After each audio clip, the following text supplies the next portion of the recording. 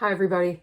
I just wanted to take time today to talk with you about a really great discussion that I had with an individual today. He's one of the clients in the program, and he was talking about wanting to make $1 million. And I thought, ooh, this is great. This is an exciting conversation. And so I said to him, I was like, so what's the goal? How are you going to get there? What do you want to do? And he just kind of looked at me and he goes, well, I'm going to make $1 million.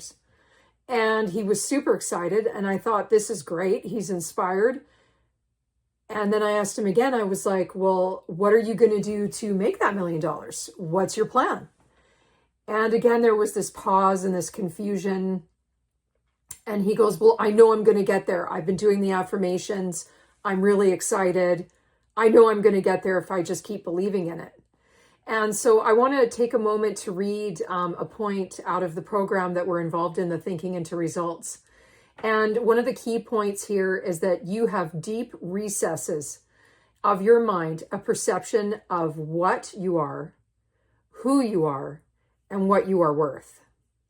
This is referred to as an inner self-image. And I know there's a lot of buzzwords right now on YouTube talking about self-image, you know, how we can portray ourselves, what we wear, what we think about. So I just wanted to, give you an excerpt out of this book. It is literally a control mechanism that determines what comes into your life and how well you do. You also have an outer image. It is the one that you project to the world by the way you walk, talk, dress, meet and greet other people. That image is the outer expression of the inner image. Your results are always a reflection of what is going on internally. If you have a negative or bad image of yourself, your results are going to be a reflection of that image.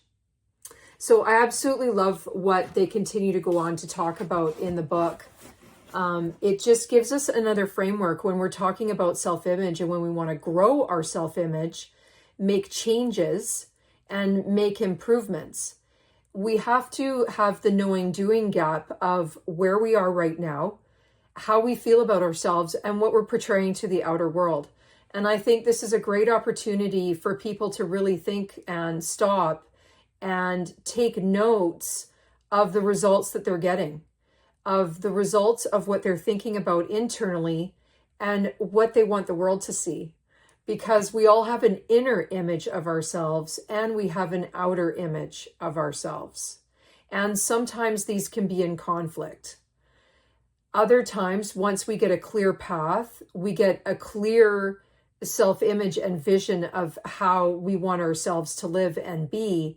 Once we start harmoniously aligning those two, that's when we get the really big quantum leaps.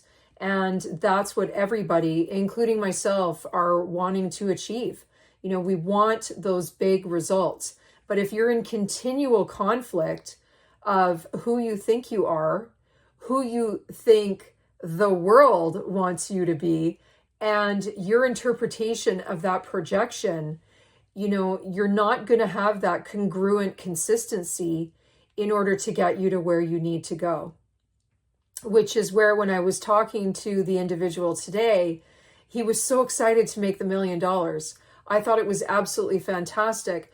But the belief system that he had, unfortunately, was not in harmony with his vision.